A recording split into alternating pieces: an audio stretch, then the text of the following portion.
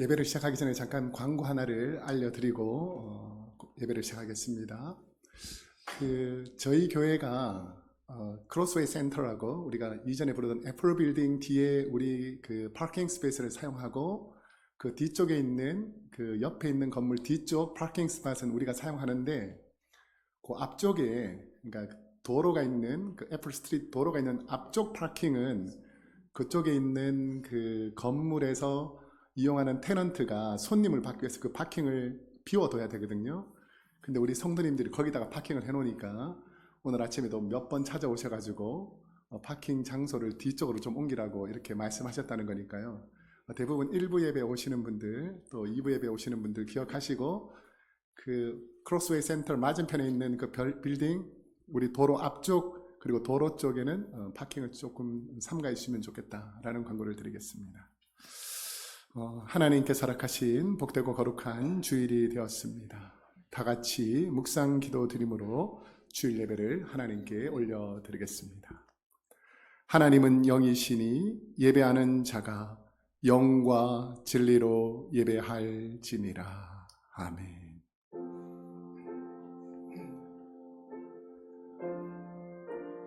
하나님 아버지, 우리와 함께 해주시고 우리가 하나님께 하나님께서 기뻐하는 거룩한 예배자로 신령한 예배자로 하나님께서 즐거워하는 예배자로 살아갈 수 있도록 하나님 도와주시고 함께하여 주옵소서. 예수님의 이름으로 기도합니다.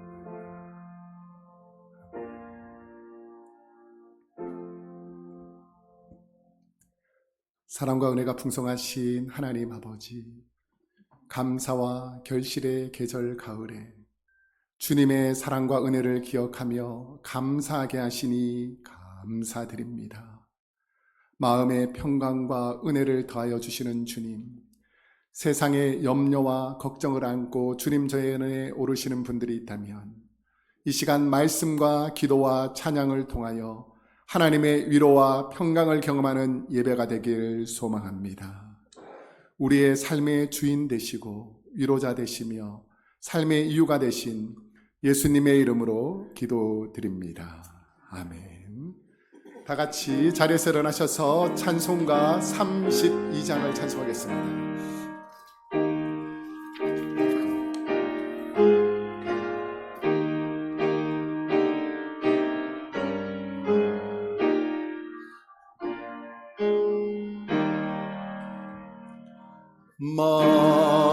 만유의 주제 존귀하신 예수 사람이 되신 하나님 나 사모하여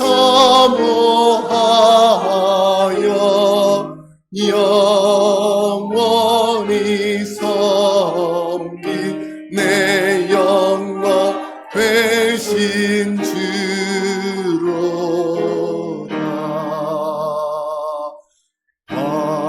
화려한 동산 무성한 저수모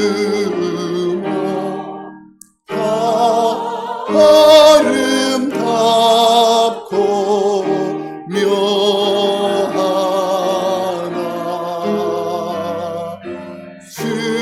순전한 예수 더 아름다워 봄 같은 기쁨 주시네.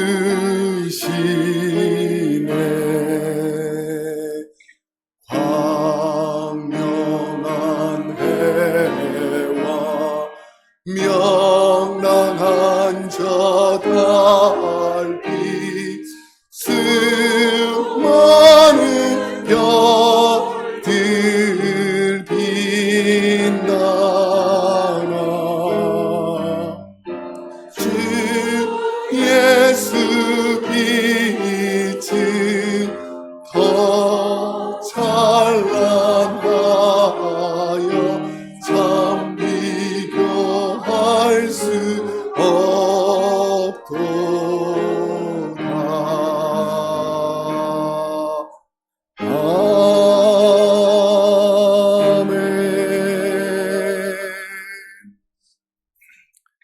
시간 우리의 몸과 마음과 뜻과 정성을 담아서 사도신경으로 우리의 신앙을 고백하겠습니다.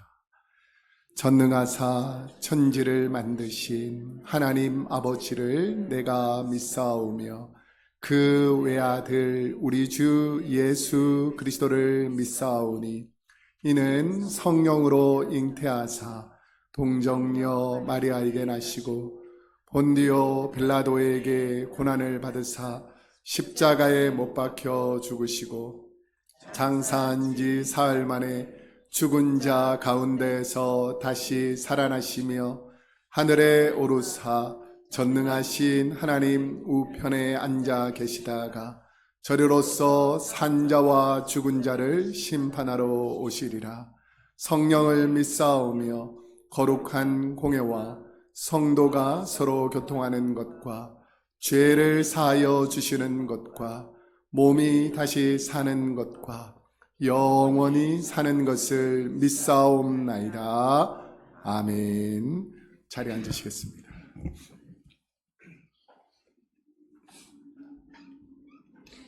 다 함께 머리 숙여 하나님께 기도 올리겠습니다.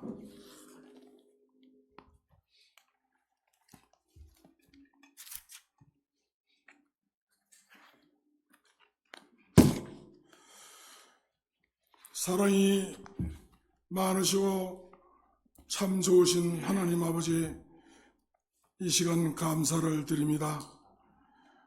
우리의 삶 속에서 살아계셔 하나님을 찬양하며 살 수 있도록 도와주시는 하나님께 감사를 드립니다. 허물과 죄로 죽었던 저희들을 예수 그리스도의 십자가의 공로로 살려주시고 구원받게 하시니 감사를 드립니다. 이 시간 저희의 잘못된 생각과 불순종과 하나님을 경외하지 못한 죄를 십자가의 보혈로 용서하여 주시옵소서. 로마서 12장 1절에 형제들아 내가 하나님의 모든 자비를 고나노니 너희 몸을 하나님이 기뻐하시는 거룩한 산제물로 드리는 예배가 영적 예배라고 말씀하셨습니다. 유행과 세대를 본받지 않고 이 시간 예수님을 만나 새롭게 변화되어 하나님이 기뻐하시고 온전한 뜻을 분별하는 예배가 되게 하여 주시옵소서.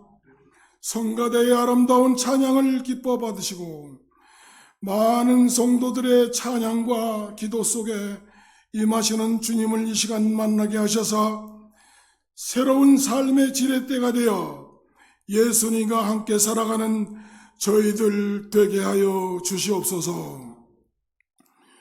또한 40여 년 전에 이 땅에 그리스도의 교회를 세우시고 더 많은 영혼들을 구원하기 위해 날마다 준비하며 기도하시는 이찬우 목사님께 주님의 귀한 사역을 잘 감당케 하시니 감사를 드립니다. 성도들의 어려움과 환우들의 고통을 위해 드리는 목사님의 눈물의 기도가 헛되지 않게 하여 주시옵소서. 저희 교회 노안과 각종 질병으로 고생하고 있는 성도들이 많이 있습니다. 하나님, 나는 너를 치료하는 여호와라고 하신 말씀을 믿고 두 손 모아 기도드리오니 200년, 2000년 전에 백부장의 하인을 고쳐주신 능력으로 바디메오의 처절한 기도를 들으시고 눈을 뜨게 하신 그 능력으로 고쳐주시옵소서. 요한계시록 7장 17절에 보좌 가운데 계신 어린 양이 목자가 되어 생명수 샘으로 인도하시고 하나님께서 그들의 눈에서 모든 눈물을 씻어주신다고 위로의 말씀을 하셨습니다. 지난주는 돌베개의 은혜라는 제목으로 장성훈 목사님을 강사로 모시고 가을 부흥회를 은혜 가운데 마치게 하심을 감사드립니다. 창세기 28장 15절에 내가 너와 함께 있어 내가 어디로 가든지 너를 지키며 내게 허락하신 것을 다 이루기까지 나는 떠나지 아니하리라는 말씀을 믿고 기도하오니 그 말씀대로 이루어질 수 있도록 은총 베풀어 주시옵소서. 우리는 하나님의 형상과 성품으로 만드셨으니 하나님이 싫어하시는 것은 삼가하고 미워하는 것은 멀리하는 성품을 닮아가는 저희들 되게 하여 주시옵소서. 주님은 나는 길이요 생명이니 나를 따르면 구원받고 영생을 얻는다고 말씀하셨습니다. 나라의 미래가 보이지 않고 길이 없어도 이 사회가 길이 없고 교회가 길이 없을 때에 저희들에게 바른 길로 생명의 길로 나아가는 길을 보여주시옵소서. 말씀의 능력, 복음의 능력대로 삶이 변화되고 심령이 변화되는 역사가 일어나게 하여 주시옵소서. 2025년도 크로스웨이 교회 표어로 성령 충만으로 사랑하고 감사하는 교회로 삼았습니다. 금년도 시작이 엊그제 같은데 이제 2달밖에 남지 않았습니다. 과연 저희가 얼마나 이웃과 성도들을 배려하고 사랑하였는지, 얼마나 하나님께 감사에 인색했는지 되돌아보며 반성의 시간이 되게 하여 주시옵소서. 이제 남은 60일 동안 목사님을 중심으로 직분을 맡은 모든 당직자들이 기도하는 가운데 유종의 미를 거두어 청지기의 사명을 잘 감당할 수 있도록 은총 베풀어 주시옵소서. 또한 오늘은 2026년도 예산 편성과 정책 모임이 있습니다. 이에 당직자들과 온 교인들이 지혜를 모아 은혜로운 예산 편성과 목장의 교회 운영 계획을 잘 세울 수 있도록 은혜 내려 주시옵소서. 오늘도 주님의 몸된 교회와 하나님의 나라를 위해 이름도 없이 빛도 없이 수고하는 많은 성도들에게 한없는 복을 주시고 기쁘게 감사하며 감당케 하여 주시옵소서. 단위에 세우신 이찬우 담임 목사님을 성령으로 충만케 하시고 능력의 두루마기를 입혀주셔서 선포되는 말씀을 통해서 우리의 심령과 골수를 쪼개지게 하시고 삶의 변화가 일어나게 하여 주시옵소서. 한 사람도 거저 돌아가지 않도록 은혜 베풀어 주시옵소서. 우리를 사랑하시고 영원히 함께 하시는 예수 그리스도의 이름 받들고 감사하고 기도드렸사옵나이다. 아멘.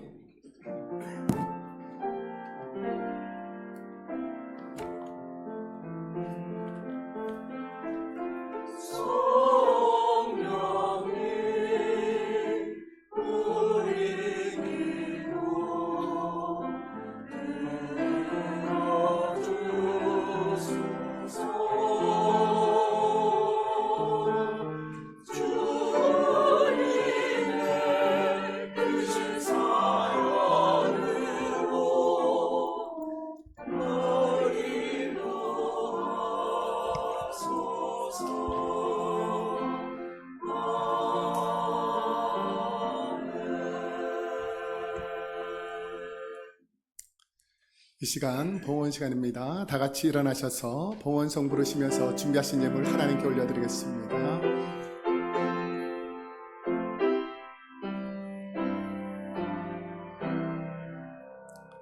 내 주 예수 주신 은혜 한없거마 내 주 앞에 이 작은 것 같으리니 주의 수여 내 정성을 받으소서.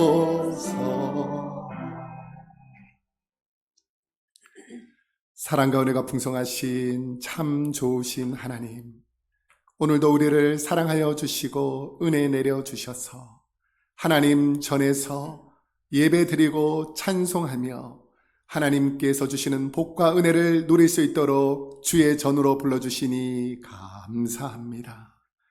예배를 드릴 때에 우리의 마음과 뜻과 정성을 담아 귀한 예물을 하나님께 올려드리오니 하나님 우리의 예물을 받아 주옵소서. 예물을 드릴 때에 기도 제목을 담아 드리는 성도님들도 계신데 하나님께서는 다 아시오니 그들의 간구와 그들의 애절한 기도에 하나님 응답하여 주옵소서. 이 예물이 쓰이는 곳곳마다 하나님의 사랑이 땅끝까지 전해질 줄 믿고 감사드리며 예수님의 이름으로 기도드립니다. 아멘. 자리에 앉으시겠습니다. 교회의 소식을 알려드리겠습니다. 주보와 스크린을 참조해 주시면 감사하겠습니다. 오늘 오후 1시에서 2시 우리 정기 목장 모임이 정해진 장소에서 있습니다. 우리 목장, 우리 소속된 분들 다 함께 참석하셔서 목장 모임에 동참해 주시면 감사하겠습니다. 이번에 보시면 오늘 오후 2시 2026년도 예산 편성 논의를 위한 2차 정책 모임이 제자훈련실에서 있습니다. 부장님들께 미리 다 예산 편성에 관한 것을 나눠드렸는데 그것을 잘 정리해서 우리 예산 편성 위원들과 함께 모여서 내년도 예산을 짜도록 도와주시면 감사하겠습니다. 3번에 보시면 우리 부장님들과 예산 편성 모임을 한 다음에 우리 예산 편성위원회가 우리 당회실에서 모여서 2026년도 예산을 계속해서 짜도록 하겠습니다. 많이 기도해 주시면 감사하겠습니다. 4번에 보시면 주중에 우리 성경 공부가 시작되는데 모세오경 우리 강사로는 최우로 목사님이 수고해 주십니다. 우리 많은 분들 오셔서 은혜 받고 있는데 함께 동참해 주시면 감사하겠습니다. 5번에 보시면 11월 15일 토요일 오전 10시 30분에 소망의 모임이 소예배실에서 있습니다. 우리 많이 기억하시고 참석해 주시면 좋겠습니다. 6번에 보시면 내년도를 섬길 우리 이제 앞으로 총회가 계속해서 이루어지는데요. 우리 여전도에 시무권사의 소망에 이렇게 총회가 계속 진행될 겁니다. 그래서 11월 16일 다음 주일 오후 2시에 여전도에 총회가 제자훈련실에서 있으니까 우리 여전도를 사랑하는 모든 분들 동참해 주시면 감사하겠습니다.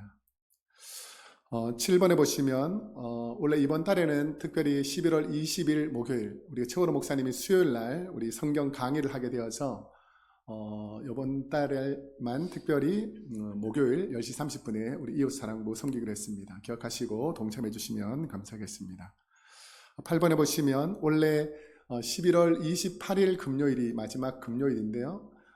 그 주간이 27일이 땡스기빙이어서 28일 블랙 프라이데이여서 그때는 금요 기도하기 힘들어서 한 주 당겨서 11월 21일 금요일 저녁 7시 30분에 금요 찬양 기도회가 있습니다. 우리 한 해를 되돌아보면서 이번 달은 감사에 관한 주제를 가지고 찬양을 하고 기도하니까 우리 함께 모여서 동참해 주시면 감사하겠습니다.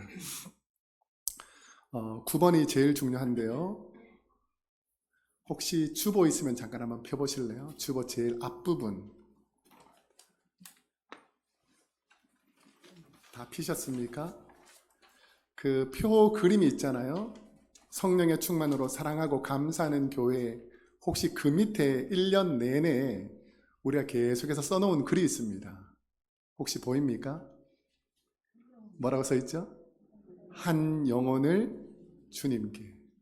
우리가 한 영혼을 주님께로 인도하자 그랬는데 혹시 하고 계십니까?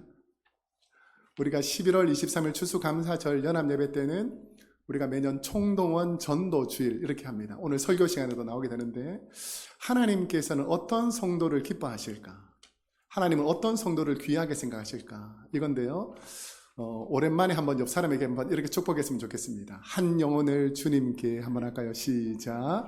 한 영혼을 주님께. 우리 천국에 갔을 때에 내가 전도한 그 한 영혼이 주님께로 있기를 소망합니다. 계속해서 광고를 보시면 그래서 추수감사주일에는 그 세례식, 입교식, 유아 세례식이 있습니다. 우리 원하시는 분들은 우리 김신유 우리 행정 담당 목사님에게 알려주시면 좋겠습니다. 오늘 진교는 은혜 방주 목장에서 섬겨주시겠습니다. 오늘 우리에게 주신 하나님의 말씀을 읽도록 하겠습니다. 오늘 우리에게 주신 하나님의 생명의 말씀은 신약 성경 2페이지 마태복음 2장 13절에서 18절까지 말씀입니다. 이번 주부터는 계속해서 추수감사절까지 우리가 전도와 우리 감사에 관한 내용으로 계속해서 하나님 말씀을 나눌 텐데, 마태복음 2장 13절에서 18절까지 말씀을 저와 여러분이 한 절씩 번갈아가면서 읽고 18절은 함께 읽겠습니다. 마태복음 2장 13절. 그들이 떠난 후에 주의 사자가 요셉에게 현몽하여 이르되, 헤롯이 아기를 찾아 죽이려 하니 일어나 아기와 그의 어머니를 데리고 애굽으로 피하여 내가 내게 이르기까지 거기 있으라 하시니, 요셉이 일어나서 밤에 아기와 그의 어머니를 데리고 애굽으로 떠나가 헤롯이 죽기까지 거기 있었으니, 이는 주께서 선지자를 통하여 말씀하신 바 애굽으로부터 내 아들을 불렀다 함을 이루려 하심이라. 이에 헤롯이 박사들에게 속은 줄 알고 심히 노하여 사람을 보내어 베들레헴과 그 모든 지경 안에 있는 사내 아이를 박사들에게 자세히 알아본 그 때를 기준하여 2살부터 그 아래로 다 죽이니, 이에 선지자 예레미야를 통하여 말씀하신 바 라마에서 슬퍼하며 크게 통곡하는 소리가 들리니 라헬이 그 자식을 위하여 애곡하는 것이라.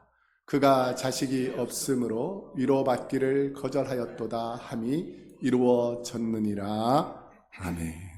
성가대에서 하나님을 찬양하겠습니다.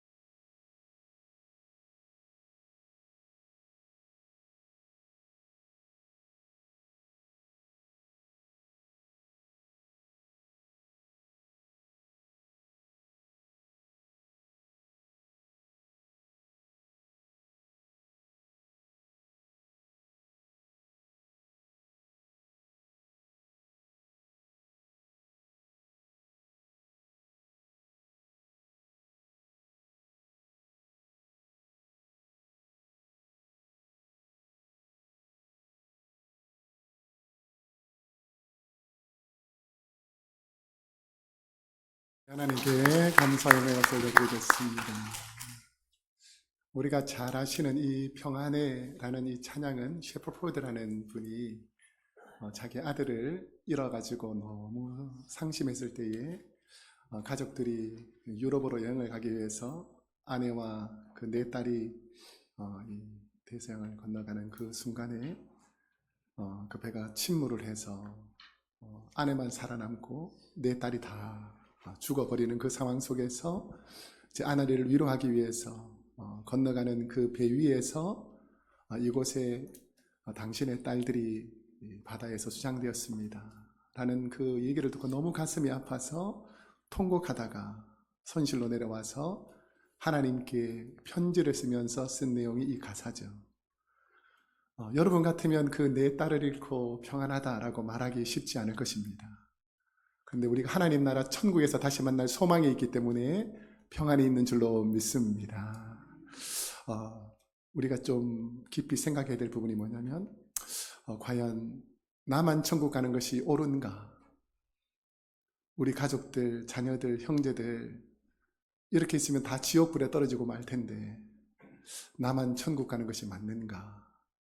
과연 내 신앙은 천국 갈 만한 신앙인가?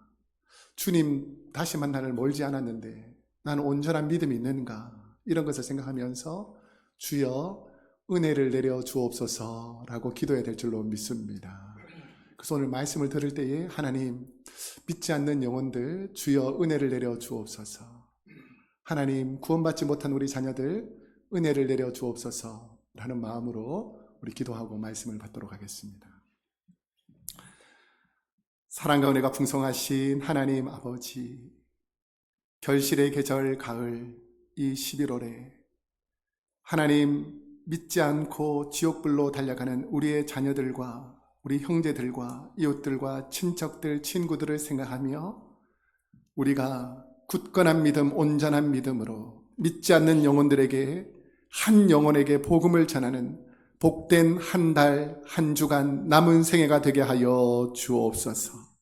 오늘 말씀을 들을 때에 나는 과연 어떻게 살아야 하는지를 깊이 깨닫게 하시고 내 뜻대로 살지 않게 하시고 하나님 뜻대로 살게 하여 주옵소서.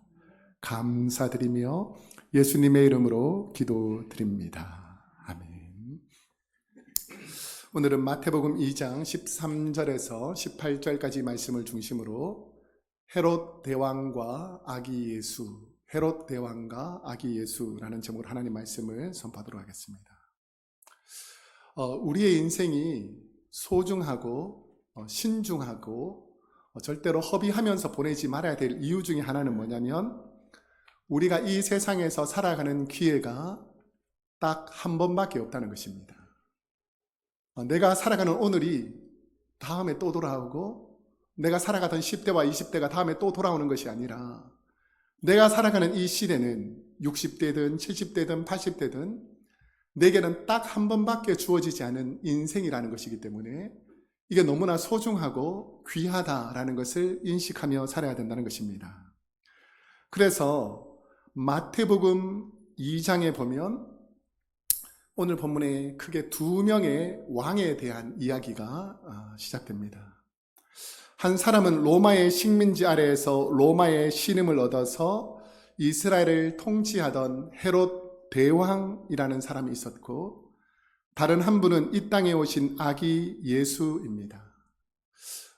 그 겉으로 보일 때는 대왕 하면 위대한 사람 같고 아기 하면 초라하고 보잘것없는 존재로 여겨집니다. 당시 헤롯은 이미 왕자에 있었고 아기 예수님은 구유에 누워있는 정말 힘없고 연약한 존재처럼 보였습니다. 겉으로 보기에는 헤롯이 가치 있는 위대한 대왕 같지만 성경은 정반대의 메시지를 전합니다.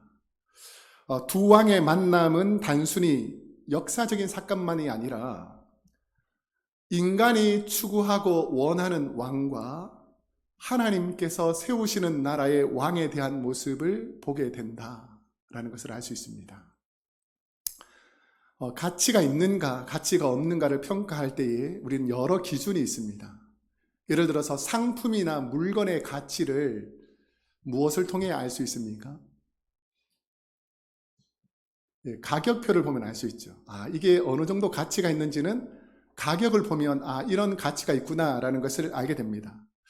물건의 가치는 물건에 붙어 있는 가격을 통해서 그 물건이 얼마나 귀하고 소중하고 가치가 있는지를 평가하게 됩니다.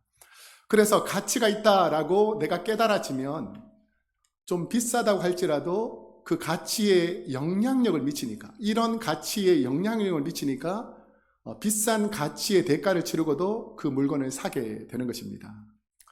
우리 학문과 예술 분야에서도 가치가 있는 존재가 있고 좀 덜 가치 있는 존재들이 있습니다. 예를 들어서 학교에서 여러 시험을 치지 않습니까? 그러면 어떤 학생들을 더 가치 있게 평가합니까? 학교에서는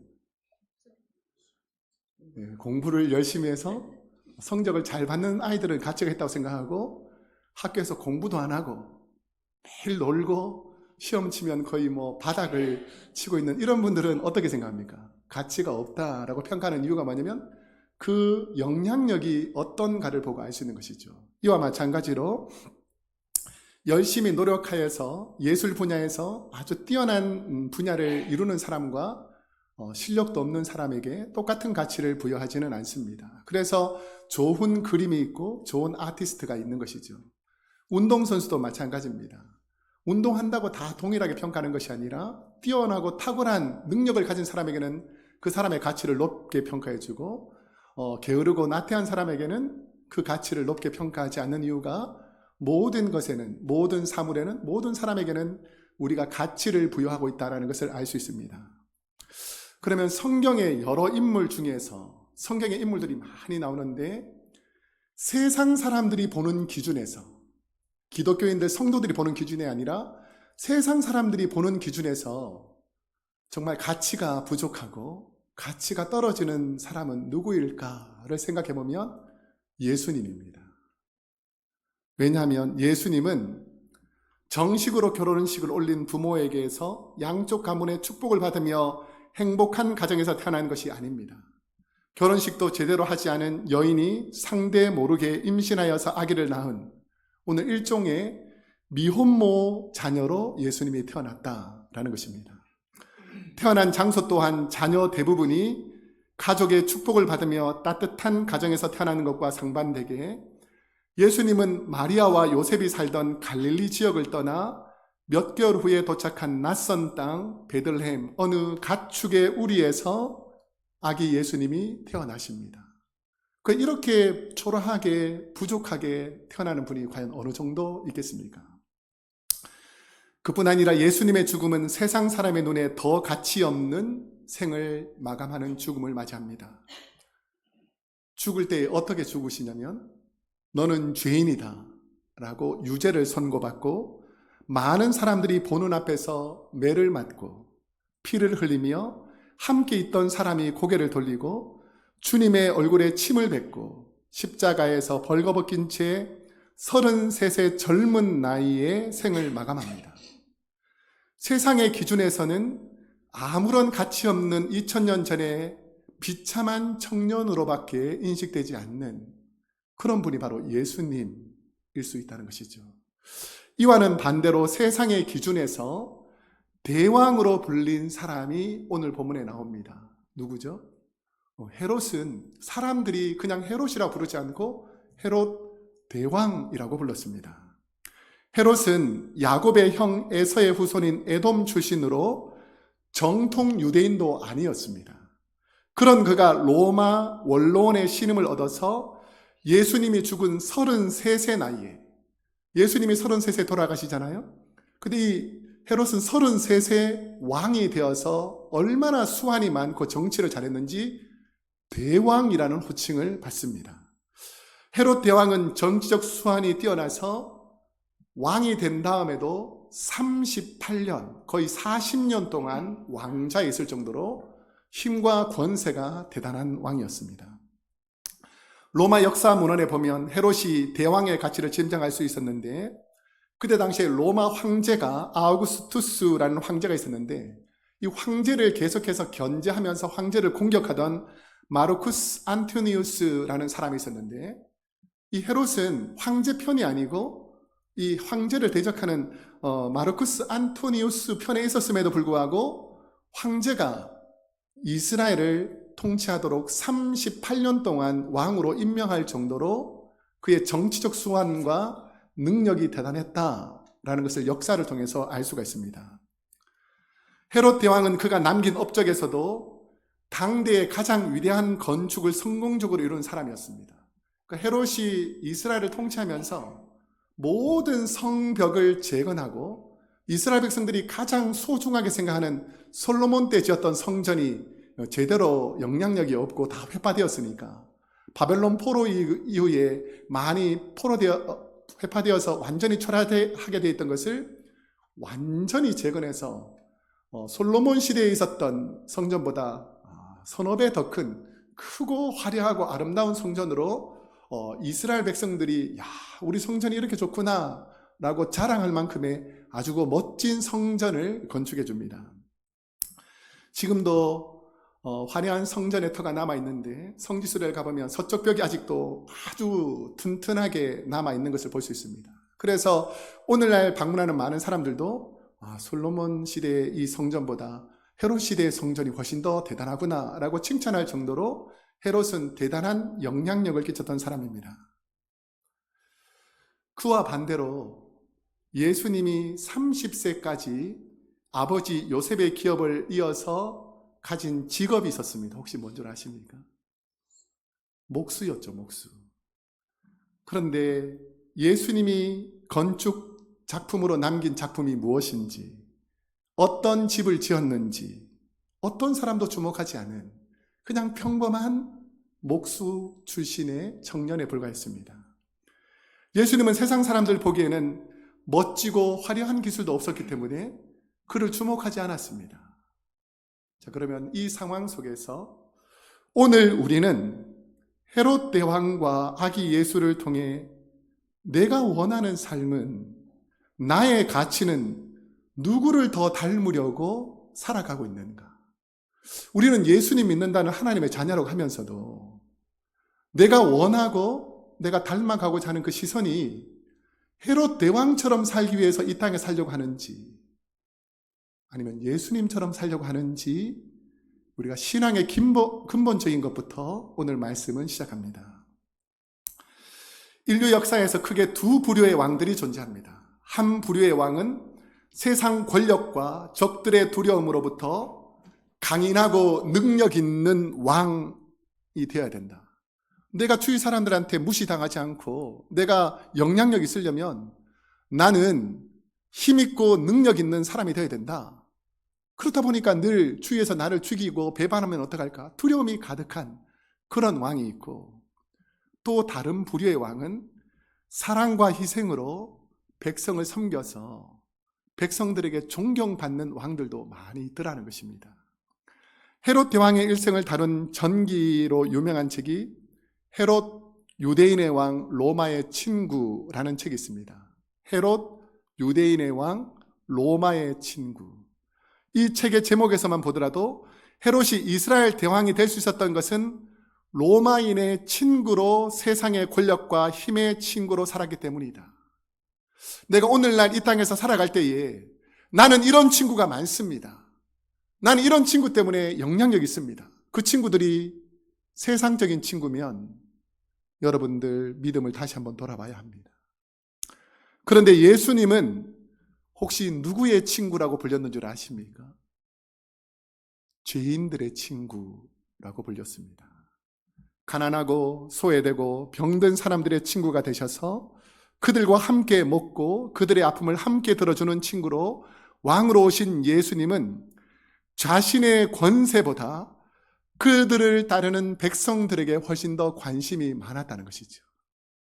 여러분은 여러분에게 관심이 많습니까? 아니면 여러분 주위에 고통당하는 사람들에게 관심이 많습니까?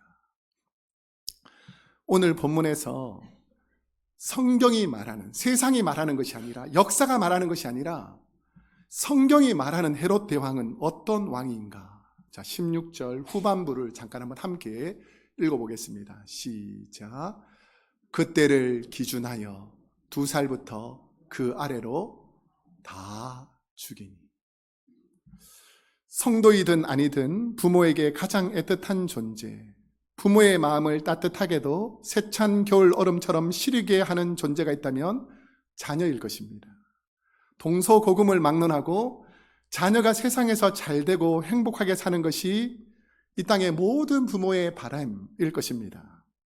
그래서 부모는 자녀가 잘 되기를, 가치 있는 존재가 되기를 어린 시절부터 그렇게 교육하고 훈련하고 좋은 것을 주는 이유가 뭐냐면 우리 자녀가 세상 가운데에서 무시당하지 않고 업신여기지 않고 존귀하게 존중받으며 살기를 원하는 것이죠. 그래서 그렇게 정성을 쏟고 최선을 다해서 자녀를 키우는 것입니다. 이 땅의 많은 부모는 그들의 자녀가 헤롯 대왕처럼 인정받고 능력을 발휘하며 살기를 원할 것입니다. 하지만 예수님처럼 갈릴리 변방의 목소로 살다가 3년 동안 이스라엘을 누비며 청년 시기에 죽임을 당하는 자녀로 살기를 원하는 부모는 그리 많지 않을 것입니다. 그런데 눈에 보이는 모습과 달리 헤롯은 이스라엘 역사 문헌을 보면 폭력적이고 무자비한 사람이었다라고 이 이스라엘 역사와 로마 문헌에서 헤롯 대왕의 행적을 이렇게 기록합니다. 헤롯은 다른 사람 앞에서 자기 뜻을 굽히지 않는 사람이었다라는 것이죠. 내가 대왕인데, 내가 힘 있는 사람인데, 내가 하면 무조건 하는 것이지, 나를 반대하는 사람은 무조건 다 죽여버리는 거예요. 나를 반대하는 사람은 사람으로 인정하지 않고 학살을 하기 시작하는 사람이었습니다. 헤롯은 여러 명의 아내를 두었었는데 자신을 위하던 가장 유일한 자기 편에 서 있던 그 아내가 혹시나 내 자리를 노리고 이렇게 잘해주는 것이다 라고 오해하고 그 아내를 죽여버립니다. 그뿐 아니라 두 처남도 처형하고 총애하던 다른 아내들도 처형하고 자기 친아들 2명까지 잔인하게 처형하는, 소위 말해서 자기 권세를 얻고 자기 힘을 얻기 위해서는 가장 가까운 사람도 언제든지 배신할 수 있고 처형할 수 있는 자비가 없는 무자비한 사람으로 헤롯을 인정합니다.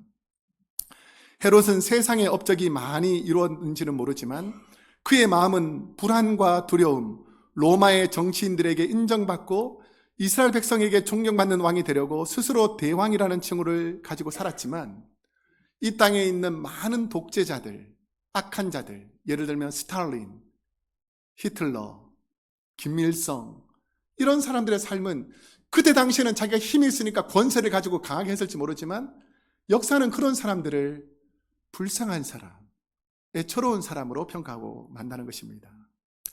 당시 헤롯은 백성들에게 어떤 농담거리가 되었냐면 헤롯의 아들이 되느니 차라리 돼지의 아들이 되는 편이 낫다라는 말이 나올 정도로 민심이 흉흉한, 그러니까 세상적으로 봤을 때는 업적을 대단히 이루고 대단한 영향력을 끼칠지 모르지만 주위에 있는 사람과 가까이 있는 사람에게는 저 사람은 정말 악한 사람이구나 라고 인식이 되었다는 것입니다. 그뿐 아니라 자신의 소문을 들은 헤롯 대왕은 도대체 누가 이렇게 말을 하는가, 그래서 사람들에게 색출해서 자기를 비난하고 자기를 욕했던 사람들을 일일이 찾아다니면서 처형하는 이런 무자비한 사람이었습니다. 이스라엘 역사학자 요세푸스는 헤롯 대왕을 평가할 때에 로마의 개라고 불렀습니다. 그는 로마 후원을 받아 유대 지역을 다스렸고 화려한 건축물로 자신의 이름을 남기려 했습니다. 하지만 마음속에는 늘 불안한 거예요. 내가 뭔가 이루어놓은 것 같지만, 우리도 마찬가지로 내가 이 땅에 살아가는 것 같지만 늘 불안함과 염려가 가시지 않는 그런 불안한 왕이었습니다.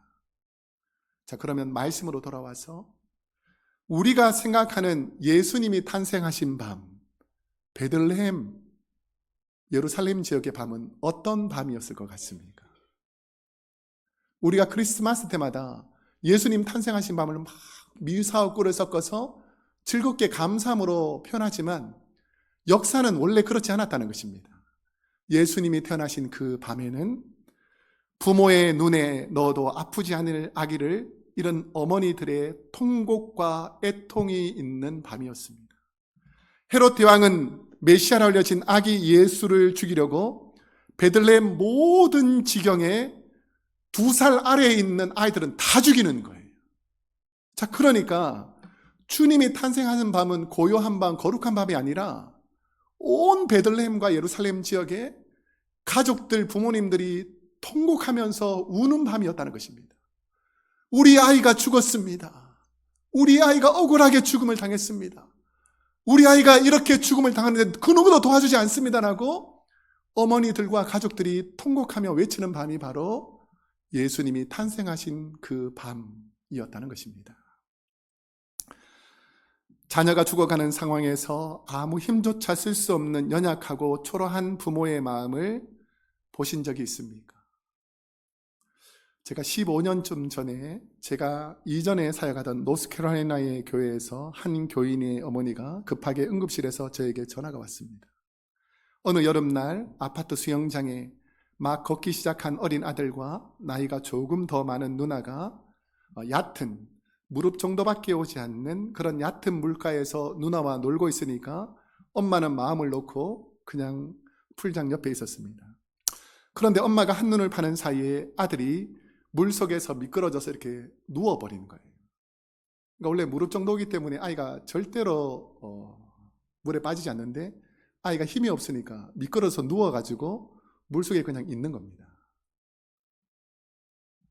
시간이 지나도 그 누구 하나 이렇게 건져주지 않으니까 그 아이가 물속에 오랫동안 있게 된 거죠. 그래서 어머니가 직감적으로 순간적으로 이상해서 돌아보니까 아이가 안 보이는 거죠. 그래서 달려가 보니까 아이가 물속에서 얼마나 있었는지 모를 정도로 이렇게 힘든 과정이 됐습니다. 병원에 아이를 이송했는데 그곳에서 이제 저한테 전화가 오는 거예요. 너무 다급하게 전화 와서 중환자실 응급실에 도착하게 됐습니다. 의사의 판단은 내사 상태라는 판단을 받고 어머니는 큰 소리로 오열하기 시작했고 아버지 성도는 정신이 거의 나가 있었습니다. 그러면서 저를 붙잡고 그 어머니가 나한테 외치는 거예요. 목사님, 우리 아들 좀 살려주세요. 목사님, 우리 아들 다시 깨어나게 해주세요. 라고 울부짖는 그 울부짖음을 한동안 제가 잊을 수 없을 정도로 내 마음속 깊은 곳에 가슴 아파하게 되었습니다. 헤롯이 이스라엘 2살 아래의 모든 남자아이를 학살하던 밤도 마치 그와 같은 오열과 통곡 소리가 온 예루살렘을 덮고 있었을 것입니다. 제발 우리 아기 좀 살려주세요. 내 품에 있던 그 아들 좀 살려주세요. 외치고 외치지만 그 누구도 살려줄 수 없는 그 슬픔의 밤이 바로 예수님이 탄생하신 그 밤이었다는 것입니다. 역사적으로 보면 다윗도 많은 아들이 있었습니다. 근데 다윗이 유독 귀하게 생각하고 아름답게 생각했던 아들이 압살롬이라는 아들이었습니다. 그런데 압살롬이 거짓에 속아서 아버지 다윗을 배신하죠. 그런데 제발 요압 장군에게 우리 아들 압살롬은 죽이지 말아달라고 간곡히 부탁합니다. 그런데 결국 죽어서 돌아오죠. 그랬을 때에 자기를 대적했던 아들이지만 아버지 다윗이 어떻게 하나님께 통곡하는가? 사무엘하 18장 33절 우리 다윗의 마음을 다시 한번 읽어보겠습니다. 시작. 왕의 마음이 심히 아파 문 위층으로 올라가서 우니라. 그가 올라갈 때에 말하기를 내 아들 압살롬아, 내 아들 압살롬아, 차라리 내가 너를 대신하여 죽었다면 압살롬 내 아들아 하였더라. 신학에 보면 The Theology of Suffering, 고통의 신학이라는 것이 있습니다. 스크린을 바꿔주시면 고통의 신학은 성경 가운데 있는 고통, 우리에게 심한 고통이 오는데 이 고통을 우리가 어떻게 받아들여야 되는가? 특별히 고통에 대한 전 책이 고통에 관한 것이 욥기고요. 그 시편에 애통하는 사람들이 부른 찬송이 있고 로마서 8장과 베드로전서 1장의 내용들을 근간으로 해서 고통의 신학이라는 것을 신학자들이 정의합니다. 우리가 잘 아시겠지만 욥기에서는 인간이 겪는 분명한 고난의 이유가 있는데 욥기 23장 10절에 보면 우리가 왜 고난을 받는가 우리에게 왜 고통이 오는가? 그가 나를 단련하신 후에는, 여러분, 고통이 아니라 하나님께서 그 고통을 통해서 우리를 단련하신 후에는 우리의 믿음이 순금같이 나올 줄로 믿습니다. 로마서 8장 18절에는 현재의 고난은 장차 우리에게 나타날 영광과 비교할 수 없도다 라고 말하면서, 내가 지금 현재 당하는 고난은 하나님께서 이 고난을 잘 통과했을 때의 영광과는 좋게 비교할 수가 없으니까 이 고난이 오히려 내 영광의 길로 가는 과정이다 라고 고난을 인식하라는 것이죠. 베드로전서 1장 6절에서 7절에 보면 고난은 믿음을 순근처럼 단련시킨다 라고 말하면서 우리의 믿음이 온전한 믿음이 되도록 만들어주시는 것이 고난이라는 것입니다. 자녀를 잃은 부모의 마음은 세상에서 가장 깊은 슬픔입니다. 그런데 그 깊은 슬픔의 곳에서 하나님이 우리에게 뭐라고 말하는가에 대해서 고통의 신학에서는 이렇게 말합니다. 하나님이 우리에게 나도 너를 살리려 내 아들을 잃었다 라고 하나님이 말씀하시는 것입니다. 하나님께서도 죄인은 너희를 살리려고 내 아들을 십자가에 비참히 못 박았다 라고 우리 주님이 말씀하고 계신 것입니다. 그럼 그 슬픔이 어떤 슬픔이었는가를 한 비유적으로 오늘 말씀을 설명하는 것입니다. 라마에서 슬퍼하며 크게 통곡하는 소리가 들리니 라헬이 그 자식을 위하여 애곡하는 것이라. 라마는 야곱이 사랑하던 아내 라헬의 아들들 중에서 요셉과 베냐민, 이 두 아들 중에서 베냐민 자손들의 성읍이 라마였습니다. 예레미야 31장 15절의 예언을 인용한 것인데, 남유다 왕국 BC 586년에 이 아수르에게 멸망하던 이 바벨론에게 멸망하던 이 남유다가 라마에 살던 라헬의 아들 베냐민 자손이 바벨론으로 끌려갈 때에, 그 예를 들면 라헬은 훨씬 더 이전 사람이지만 라헬의 묘가 거기 있었는데, 그들의 후손들이, 내가 사랑했던 요셉과 베냐민의 자손들이 이방 바벨론 민족에게 붙잡혀가지고 온갖 고난과 어려움을 당하면서 벌거벗긴 채로, 손이 결박된 채로 짐승처럼 끌려가는 그 모습을 바라보는 라헬이 얼마나 가슴 아팠을까. 라헬의 무덤가를 지나가는 수많은 그 베냐민의 후손들을 바라보면서 라헬이 얼마나 통곡했을까라고 비유적으로 설명하는 것입니다. 대왕이라 불리던 헤롯은 어떻게 죽느냐? 그렇게 대단한 업적을 남기고 사상 사람들에게는 존경받던 이 헤롯이 어떻게 죽느냐? 이스라엘 역사학자 요세푸스의 기록에 따르면 헤롯은 내장이 있었고 벌레가 생겨 악취와 경련이 끊어지지 않을 정도로 고통스럽고 어떤 약을 써도 낫지 않는, 그래서 죽을 때에는 사람의 얼굴이 아니라 괴물의 얼굴이었다라고 역사책에서 기록합니다. 이 땅에 그의 삶을 통해 가치 있는 존재가 되고 싶었지만 그의 말로는 참으로 비참한, 예수님과 교차되는 이 헤롯은 세상에서는 대왕이라고 불렸지 모르지만 인생의 생사화복을 주장하시는 하나님께서 생명을 거둘 때는 세상에서 가장 초라하고 불쌍하고 끔찍한 존재로 생을 마감하더라는 것입니다.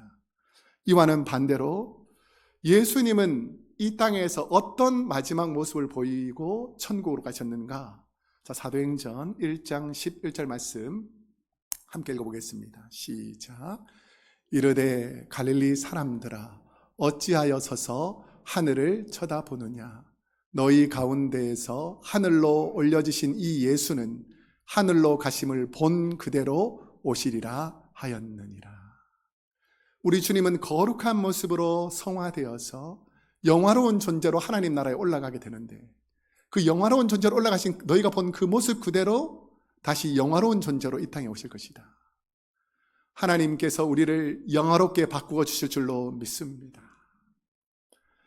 우리는 지금 말씀을 들으며 나는 어떤 존재로 가치를 두고 살아가고 있는가? 나는 어떤 존재로 살 때 가치 있는 하나님의 자녀로 살 수 있는가를 오늘 하나님께서 우리에게 묻고 계신다는 것입니다. 제가 한 가지 예화만 들고 말씀 마치겠습니다. 맥스 루케이도라는 목사님이 쓴 책 중에 하나님 저도 고칠 수 있나요? 라는 책 가운데 있는 하나의 내용입니다. 그 내용이 뭐냐면 예수님께서 십자가에서 못 박혀 돌아가셨다는데 이 못에 관한 비밀이 무엇인가를 말씀해 줍니다. 어린 소년이 못 몇 개를 들고 와서 아버지께 묻습니다. 아빠, 사람들이 왜 십자가에 예수님을 못 박아 죽였습니까? 라고 묻는 거죠. 그러자 아버지는 아들의 물음에 대답하지 않고 그 손에 쥐고 있던 못을 한참 같이 잡고 아들아, 그 못은 내가 만든 거란다. 아버지는 조용히 눈물을 머금으며 이렇게 말합니다. 우리 역시 인생을 살다 보면 나를 살리려고 십자가에 돌아가신 주님의 가치, 그 십자가에서 죄인인 나를 바라보며 하나님께서 나를 살리기 위해서 고통당하신 그 은혜를 기억하지 못하고 십자가에 못 박은 사람이 나라는 것을 잃어버리고 잊어버리고 나는 마치 십자가와 아무 상관이 없는 그런 사람처럼 살아갈 때가 많이 있다는 것입니다. 예수님이 십자가에서 돌아가신 것은 내가 십자가에 주님을 못 박았기 때문이라는 것을 기억할 수 있기를 소망합니다. 이제 말씀을 맺겠습니다. 매년 11월 추수감사절은 총동원 전도주일입니다.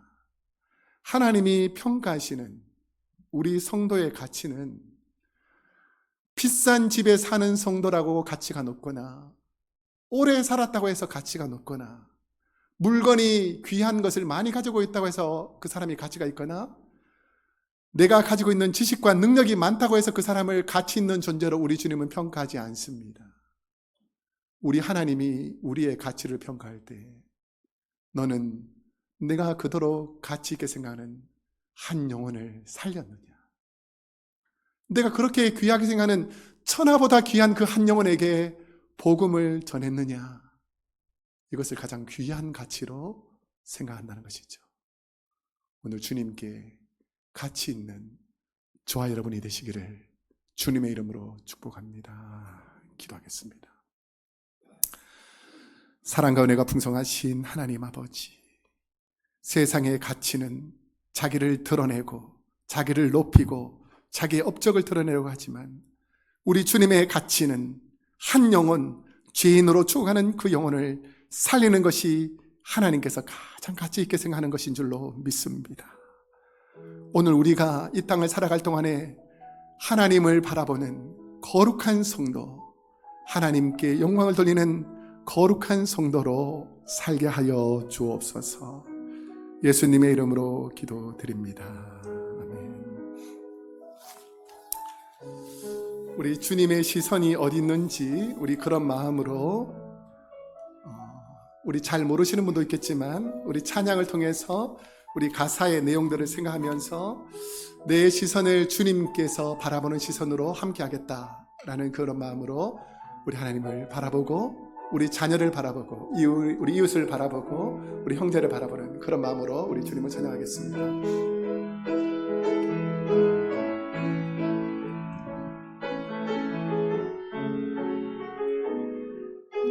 내게로부터 눈을 들어 내게로부터 눈을 들어 주를 보기 시작할 때 주의 일을 보겠네.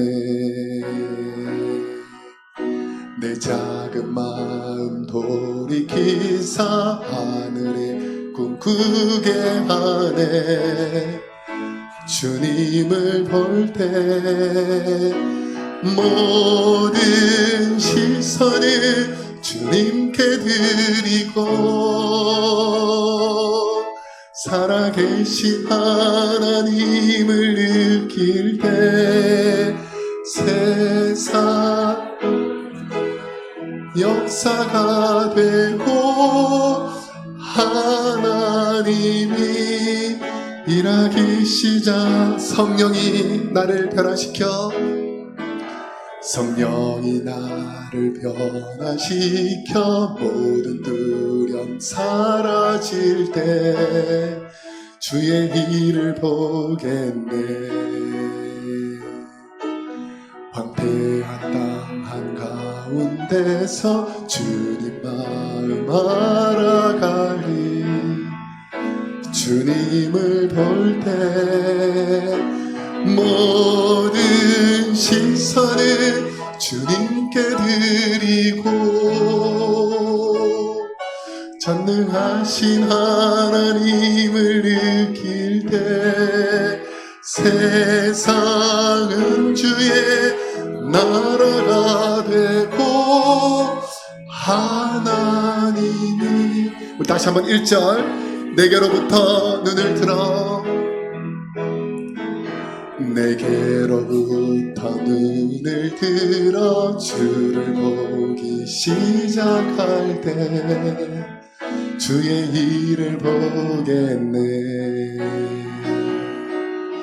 내 작은 마음 돌이키사 하늘에 꿈꾸게 하네. 주님을 볼 때 모든 시선을 주님께 드리고 살아계신 하나님을 느낄 때 내 삶은 주의 역사가 되고 하나님이 일하기. 성령이 나를 변화시켜, 성령이 나를 변화시켜 모든 두려움 사라질 때 주의 일을 보겠네. 황폐한 땅 한가운데서 주님 마음 알게 되리. 주님을 볼 때 모든 시선을 주님께 드리고 전능하신 하나님을 느낄 때 세상은 주의 나라가 되고 하나님이 일하기 시작하네. 우리 찬송을 박수치면서 뜨겁게 할 텐데요, 우리의 소망은 예수님께 있는 줄로 믿습니다. 우리 슬픈 마음 있는 사람 예수 이름 부르면서 찬양하겠다. 우리 한번 찬양하겠습니다.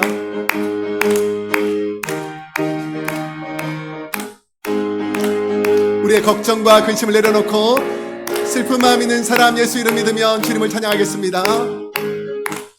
슬픈 마음 있는 사람 예수 이름 믿으며 영원토록 변함없는 기쁜 마음 얻으리. 예수의 이름은 세상의 소망이요. 예수의 이름은 천국의 기쁨. 거룩하신 주의 이름, 거룩하신 주의 이름. 너의 방패 삼으라. 환난 시험 당할 때에 주께 기도 드려라. 예수의 이름은 세상의 소망이요. 예수의 이름은 천국의 기쁨. 존귀하신 주의 이름, 존귀하신 주의 이름. 우리 기쁨 내도다. 주의 품에 주의 품에 안길 때에 기뻐 찬송 부르리. 예수의 이름은 세상의 소망이. 할렐루야. 예수의 이름은 전국에. 우리 다 같이 일어나셔서 사절하겠습니다. 우리 갈 길 다 간 후에 보좌 앞에 나 왕의 왕께 경배하며, 왕의 왕께 경배하며 멸류관을 드. 예수의 이름이, 예수의 이름은 세상의 소망이. 할렐루야. 예수의 이름은 천국의 기쁨일세. 아멘. 기도하겠습니다. 사랑의 하나님, 우리 사랑하는 크로스웨이 교회 성도님들이 하나님 말씀을 가슴에 깊이 새기고 또 한 주간 세상 가운데 나아가게 됩니다. 세상의 명예와 권세, 세상의 귀한 것은 하나님이 주시기에 우리가 그것을 바라보지 않게 하시고 천국에서 주시는 그 하늘의 소망을 늘 생각하며 하나님께서 주시는 복과 은혜와 평강을 누리는 복된 성도로 살게 하여 주옵소서. 지금은 우리 주 예수 그리스도의 은혜와 하나님 아버지의 그 크신 사랑과 보혜사 성령님의 감화 감동 교통하심이 오늘도 헤롯 대왕처럼 세상의 명예를 쫓다가 하나님께 저주받아 죽는 그런 어리석은 존재가 아니라 아기 예수, 이 땅에 오신 예수님처럼 인류를 죄에서 구원하는 복된 구원자로 살아가기로 다짐하는 우리 사랑하는 크로스웨이 교회의 모든 성도님들과 하는 사업과 가정과 자녀들 머리머리 위에 지금도 세계 곳곳에서 이름 없이 빛 없이 복음을 전하시는 승우사님들과 그의 가정과 교회 위에 우리가 살고 있는 이 미국 땅과 고국 대한민국과 저 북녘 땅에서 하나님의 나라를 소망하는 모든 주의 백성들 머리머리 위에 세계 교회 위에 이제로부터 영원토록 함께하옵시기를 간절히 축원하옵나이다. 아멘.